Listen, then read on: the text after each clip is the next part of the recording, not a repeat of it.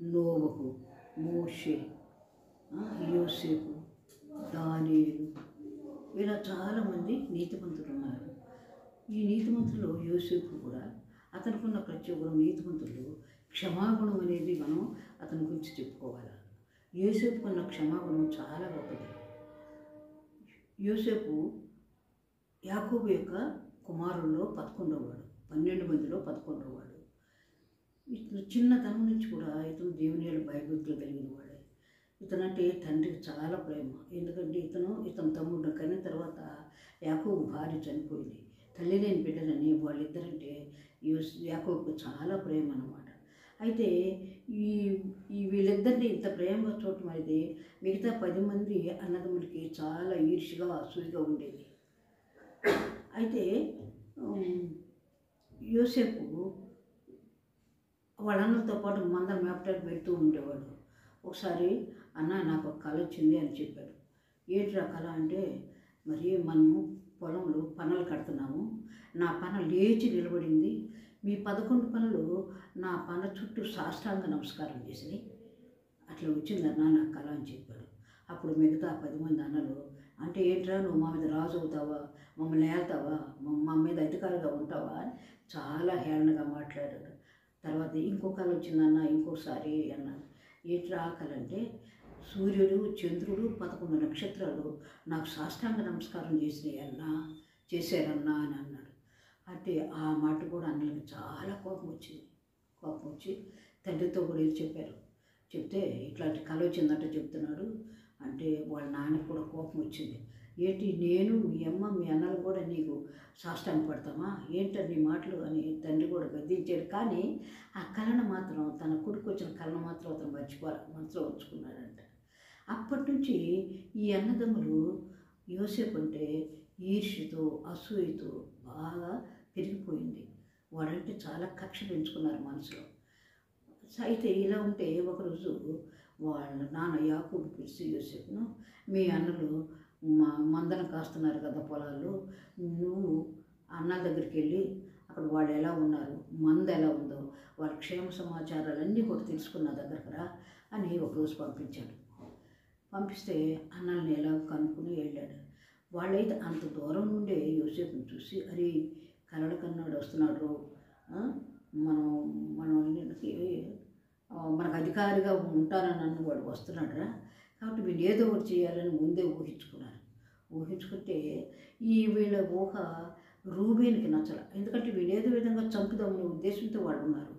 అయితే ఈ రూబేన్ మాత్రం వీళ్ళని ఈ తప్పు నుండి వీడి ప్రాణాలు ఎలా కాపాడాలనే ఉద్దేశంతో మనం వాడిని చంపొద్దేమొద్దు, ఈ గుంట్లో పడేద్దాం, వాడే ఉంటాడు, ఏయో వచ్చి తినేసి తింటాడు, లేదు గుంట్లో పడేద్దాం, చంపొద్దులే అని చెప్తాడు. అలా అన్నప్పుడు అందుకని కాళ్ళు కట్టేసి అక్కడ గుంట్లో పడేస్తాడు. గుంట్లో పడేసి అక్కడే వాళ్ళు పనులు చేస్తూ ఉంటారు. మందరం కాస్తూ ఉంటే ఈ ఐగుప్తు వెళ్ళేటువంటి వాళ్ళు వ్యాపారస్తులు కొంతమంది వస్తుంటే వాళ్ళని పిలిచి మేము బానిస నమ్మేస్తాం, మీరు కొనుక్కుంటారంటే కొనుక్కుంటాం అన్నారు. అలా అతన్ని 20 వెండి నాణేలకి అమ్మేసేసారు. అమ్మేస్తే వాడు అతన్ని బానిసగా తీసుకెళ్ళిపోయారు, ఐగుప్తు దేశానికి తీసుకెళ్ళిపోయి అతనికి పొతిఫర్ అని అతనికి అమ్మేశారు. అయితే ఆ పొతిఫరు ఎప్పుడైతే ఈ యోసేపు పొతిఫర్ ఇంటికి వచ్చాడో ఆ పొతిఫర్ను దేవుడు ఆశీర్వదించడం మొదలెట్టాడు. అట్లా చాలా ఉన్నతమైన స్థితికి పొతిఫర్ వచ్చాడు. ఉద్యోగం ద్వారా కానీ ఆస్తుల ద్వారా కానీ బాగా ఆశీర్వదింపబడ్డాడు. ఈ సంగతి పొతిఫర్ గ్రహించి ఇతను వచ్చినప్పటి నుంచి నా ఇల్లు అభివృద్ధి పొందింది, నా ఉద్యోగం అభివృద్ధి పొందింది, కాబట్టి ఇతన్ని వదలకూడదు అనుకుని అతను ఇంతంతటి మీద అతను అధికారం చేసి ఏముందో ఏమి లేదో అనేది కూడా గమనించకుండా పరిపూర్ణమైన నమ్మకంతో అతను ఎడలో ఉన్నాడు. అయితే ఈ పొతిఫర్ భార్య ఈ యోసేపుని చేయాలని యోసేపుతో తన సంబంధం పెట్టుకోవాలన్నటువంటి ఆలోచనతో ఉండి అడిగేస్తే అతను ఎన్నిసార్లు కూడా ఎటువంటి పరిస్థితి కూడా ఒప్పుకోవాలి. ఎందుకంటే దేవుని భయభక్తులు కలిగి ఉన్నవాడు కాబట్టి ఆ పనికి ఒప్పుకోవాలి. అయితే ఆమె రోజుకి అతను పీడిస్తుందంట. అప్పుడు అన్నాడట, అమ్మ నా యజమాని తన ఇంట్లో ఏముంది, ఈ ఇంట్లో ఏముందో ఏం లేదో తెలియదు, అన్నిటి మీద నా మీద నమ్మకంతో నన్ను అధికారిగా చేశాడు. నిన్ను తప్ప ఆయన నాకు ఇల్లంతా తప్ప చెప్పాడమ్మా. అటువంటి నన్ను నమ్మిన అతనికి నేను ద్రోహం చేస్తానా? చేయలేను. దేవునికి ద్రోహం చేయలేను, ఆయనకి ద్రోహం చేయలేను. నేను అలాంటి పనికి పూనుకోనమ్మా అన్నాడు. అంటే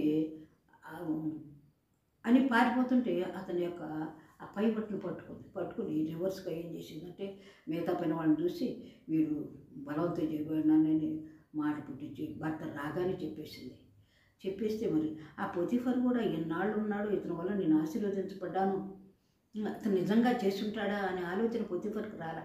ఎందుకంటే ఆ ఆలోచన పొతిఫర్కి వస్తే అక్కడ దేవుని యొక్క నిర్ణయం నెరవేరదు.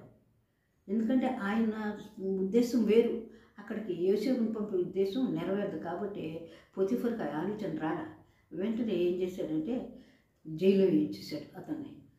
ఆ జైల్లో కొన్నాళ్ళు ఉన్న తర్వాత ఇతనితో పాటు ఇంకొక ఇద్దరు ఉన్నారు తప్పులు చేసినవాడు. ఒకతనేమో రాజుగారికి ద్రాక్షారసం అందించేవాడు, ఇంకొకడేమో రాజుగారికి భోజనం అందించేవాడు. ఈ ఇద్దరి మీద రాజుగారికి చంపాలంటే కుట్ర పన్నేరంటే నేరంతో వాళ్ళు ఆ జైల్లో వేయబడ్డారు. అందుకని వాళ్ళు జైల్లో ఉన్నారు యోసేపుతో పాటు. యోసేపుతో కూడా వాళ్ళ మీద అధికారిగా ఉంటూ వాళ్ళతో చక్కగా ఉంటూ లోబడి ఉంటూ కలిసిమెలిసిపోయి ఉన్నాడనమాట. అయితే ఒకరోజు వాళ్ళిద్దరికి కళలు వస్తాయి. ఆ కళలో ఈ రాజుగారికి వీడు ఎప్పట్లాగే ద్రాక్షరసం అందించినట్టు, తర్వాత ఇతనికేమో పంచపక్షాలు అందించినట్టు, 3 గంపల్లో పంచపక్షాలు పెట్టుకుని రాజుగారికి అందించినట్టు కళ వస్తుంది. ఈ కళల భావం ఏంటని వాళ్ళు అనుకున్నట్టే యోసేపే చెప్తాడు. 3 రోజులు నువ్వు నిర్దోషమైతే 3 రోజుల్లో నువ్వు రాజుగారి దగ్గర మళ్ళీ నువ్వు ద్రాక్షారసం అందించి ఉద్యోగం పొందుకుంటావు అంటాడు. ఇతను చూసి ఇతనికి వచ్చిన కళ ఏంటంటే ఇతను రాజుగారి కోసం గంపలో భోజనాలు తీసుకెళ్తుంటే పక్షులు వచ్చి ఆ భోజనాలన్నీ తినేస్తున్నాయి అంట. ఎలా వచ్చింది ఈ కళ? అయితే నువ్వు 3 రోజుల్లో నేను ఉరికిస్తాడు రాజు అని చెప్తాడు. 3 రోజుల తర్వాత జరిగింది అదే. ఇతని నిర్దోషి అని తెలిసేసరికి ఇతను ఉద్యోగం ఇతనికి ఇచ్చారు. ఇతను కుట్ర పన్నాడు అని తెలిసేసరికి అతనికి మరణశిక్ష విధించారు. ఆ విధంగా రాజుగారు బయటకు వచ్చాడు. అంతకుముందు అంటాడు, నువ్వు కళల భావం చెప్తా ఉంటావు కదా, మరి జైల్లో నీతో పాటు ఉన్నవాడు చెప్పారంటే, అయ్యా నాదేం లేదయ్యా, దేవుడి చిత్తం మర్మాలన్నీ తెలియజేసే దేవుడు మా దేవుడు, ఆయన ద్వారానే నేను తెలియచెప్పగలను, కానీ నా వలన ఏమీ లేదని చెప్తాడు అక్కడ ఫరో రాజుతో. ఆ విధంగా ఫరో రాజు యొక్క మెప్పును పొంది ఆ ఫరో రాజు యొక్క కళను గురించి చెప్తాడు. ఫరో రాజుకు వచ్చిన కళలు ఏంటి? 7 వెన్నులు, 7 ఆవులు ఒక చేలో మేస్తున్నాయి. బలమైన ఆవులు 7 చేలో మేస్తున్నాయి. తర్వాత బలహీనమైన ఆవులు కూడా చేలో మేస్తున్నాయి. ఈ బలహీనమైన ఆవులు బలమైన ఆవుల్ని తినేసేస్తున్నాయి. ఇంకో రెండో కళ ఏంటంటే పొలంలోని 7 వెన్నులు, 7 దంటుకున్నట్టు వెన్నులు, బలమైన వెన్నులు 7, తర్వాత ఇంకో వేరే బలహీనమైన వెన్నులు 7. ఈ బలమైన వెన్నుల్ని బలహీనమైన వెన్నులు తినేస్తాయి. ఈ కళ వచ్చేసరికి రాజుగారు చాలా ఇదయ్యి ఈ కళలు చెప్పేవాడు. అయితే ఈ పానదాయకుడు రాజుగారికి ద్రాక్షారసం అందించేవాడు యోసేపు గురించి మర్చిపోయాడు. ఎప్పుడైతే రాజుగారు కళల గురించి చెప్పాడు రాజుగారు, అయా జైల్లో ఉన్నాడు, మాతో పాటు ఉన్నాడు యోసేపు అని అతను బాగా చెప్పగలడంటే, అప్పుడు ఆ జైలు నుంచి అతను పిలిపించి శుభ్రంగా క్షవరం చేయించి మంచి బట్టలేసి రాజుగారు అతను దగ్గర పిలిపించి చెప్పాడనమాట. అప్పుడు చెప్తాడు, దేవుడే కానీ నేను కాదయ్యా. ఆ భావం ఏంటి? బలమైన ఆవులు 7 బలమైన ఆవులు 7 సంవత్సరాలు, 7 బలహీనమైన ఆవులు 7 సంవత్సరాలు. ఈ 7 సంవత్సరాలు బలహీనమైనటువంటి ఆవులు బలమైన ఆవులు తినేసినంటే 7 సంవత్సరాలు బాగా పంట పండుద్ది, 7 సంవత్సరాలు కరువు వస్తుంది. కాబట్టి ఈ 7 సంవత్సరాలు పండిన సమృద్ధి పంట 7 సంవత్సరాలు కరువు సంవత్సరాలు వచ్చినప్పుడు లెక్కలోకి రాదు అని చెప్తాడు. తర్వాత ఇదే కళ మళ్ళీ రెండోసారి కూడా మీకు మళ్ళీ తెలియజేశాడు. బలమైన వెన్నుల్ని బలహీనమైన వెన్నులు తినేసినాయి అంటే కరువు వచ్చేటువంటి బలమైన పంట పండే సంవత్సరాలు 7, బలహీనమైనటువంటి కరువు వచ్చినటువంటి సంవత్సరాలు 7. ఈ ఈ కరువు సంవత్సరాలు బాగా పడినటువంటి పంటనంతా లెక్కలోకి రాకుండా చేస్తాయి. కాబట్టి మరి దీన్ని ఎలా తప్పించుకోవాలి, ఎలా దీన్ని అంటే ఈ సమస్యను ఎలా పరిష్కరించుకోవాలి అంటే దానికి ఈ బలమైనటువంటి పంట బాగా సమృద్ధిగా పండిన సంవత్సరాలు పంట అంతా జాగ్రత్తగా చేసుకోవాలా. ఆ తర్వాత ఆ కరువు సంవత్సరాల్లో పంట ఉండదు కాబట్టి ఈ పంట తినడానికి ఉపయోగపడుతుంది. అంటే ఎవరినన్నా మంచి తెలివైన అధికారం చూసుకుని మీరు ఆ పని చేయండి అంటే, నీకంటే తెలివైన వాడు ఎవరయ్యా, నువ్వే ఆ పని చేయమని ఈ యోసేపుకి రాజుగారు ఫరో రాజు ఆ పని చెప్తాడు. అట్లా 7 సంవత్సరాలు పండిన పంట సమృద్ధిగా ధాన్యాగారాలు కట్టించి నిల్వ చేస్తాడు యోసేపు. ఆ 7 సంవత్సరాలు అయిన తర్వాత కరువు సంవత్సరాలు మళ్ళీ 7 వస్తాయి. అప్పుడు ఆ 7 సంవత్సరాల కరువు కాలంలో కనానులో కూడా కరువు వచ్చింది. అప్పుడు యాకోబు అంటాడు, ఐగుప్తులో ధాన్యం బాగా ఉందంట, మీరు వెళ్ళి డబ్బులు తీసుకెళ్ళి ఆ ధాన్యం కొనుక్కొని రండి అని చెప్తారు. అప్పుడు ఈ కొడుకులు డబ్బులు ఇచ్చి పంపితే వాళ్ళు ఐగుప్తుకు వస్తారు. వస్తే ఇక్కడ తీసుకోవాలి ధాన్యం అమ్మే చోటుకు వస్తే అక్కడ వీళ్ళ వరుస వచ్చినప్పుడు అన్నను చూసి గుర్తుపడతాడు. ఓహో వీళ్ళు నా అన్నలు అనేది తెలుస్తుంది. తర్వాత ఏమవుతుందంటే వీళ్ళు వేగుల వల్ల కనపడుతున్నారు, వీళ్ళు తీసుకెళ్ళి జైల్లో వేయండి అంటాడు. అప్పుడు అయ్యా మేము వేగుల వాళ్ళం కాదయ్యా, ఒక తండ్రి బిడ్డలమే 12 మందివి, మాలో ఒకటి చనిపోయి మా తండ్రి దగ్గర ఉన్నాడు, మేము 10 మంది వచ్చామయ్యా, మేము అలాంటి వాళ్ళం కాదయ్యా అంటారు. సరేనని వాళ్ళ ధాన్యం ఇచ్చి ఎవరి డబ్బులు వాళ్ళు మూటలో పెట్టేస్తారు. ఆ పెట్టి వాళ్ళు వెళ్ళిపోతారు. వెళ్ళిపోయిన తర్వాత కొంత దూరం వెళ్ళాక ఆ గాడిదలకు ఆహారం వేయాలని సంచులు అక్కడ పెట్టి ఎవరి మూట వాడు ఇప్పి చూస్తే ఎవరి డబ్బులు వాళ్ళలోనే ఉన్నాయి, ఎవడిచ్చిన డబ్బులు వాళ్ళలోనే వాడి సంచులోనే ఉన్నాయి. వాళ్ళకి భయం వేస్తుంది. తండ్రి దగ్గరికి విషయం అంతా చెప్తారు.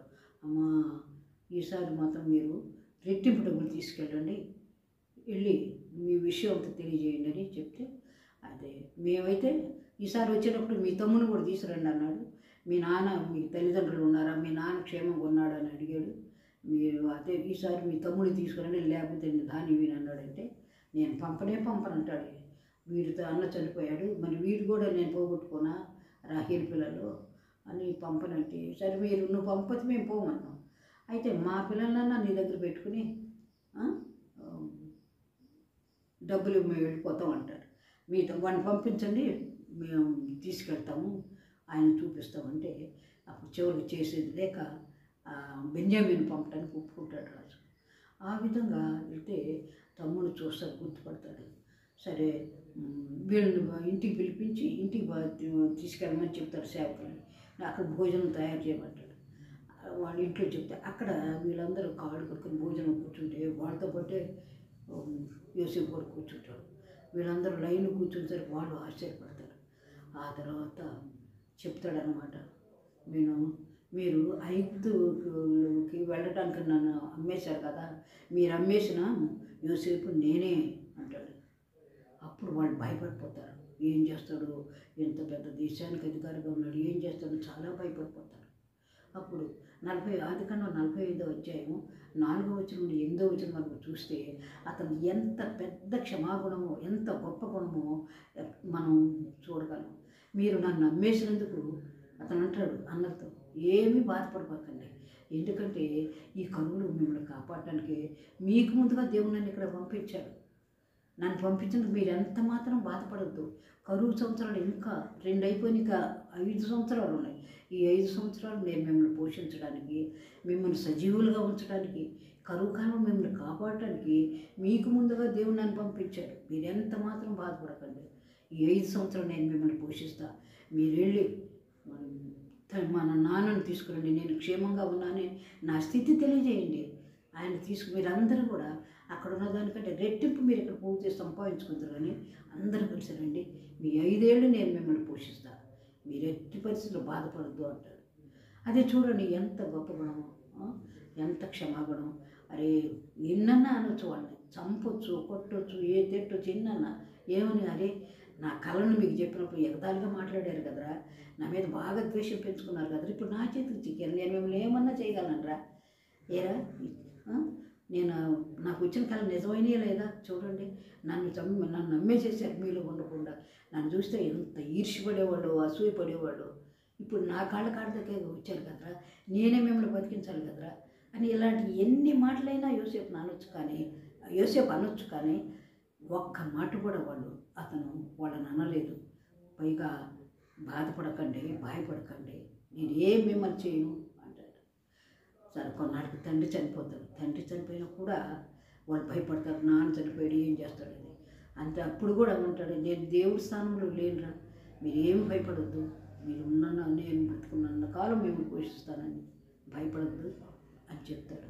మరి ఎంతటి గొప్ప గుణం, ఎంత ఏం చేయగలిగిన స్థితిలో ఉండి కూడా వాళ్ళకి ప్రేమనే పంచాడు తప్ప ద్వేషాన్ని పంచలా, కక్ష సాధించడా చూడ, ఎంతగా క్షమించాడు చూడండి. మరి నిత్యం మనం ఈ బైబిల్ చదువుతాం, ఈ విషయం మనం చదువుతుంటాం, కానీ మన శత్రువులు మనకు కనపడినప్పుడు అతను చేసిన కీడంతా మనకు కనపడుతూ ఉంటుంది.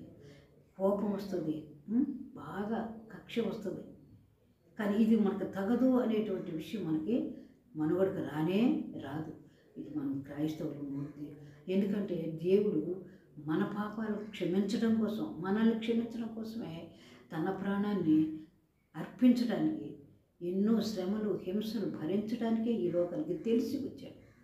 దేవుడు తన కుమారుని తెలిసి మన పాపాల నిమిత్తం మనల్ని క్షమించడానికి ఆయన ఈ లోకాన్ని పంపించాడు.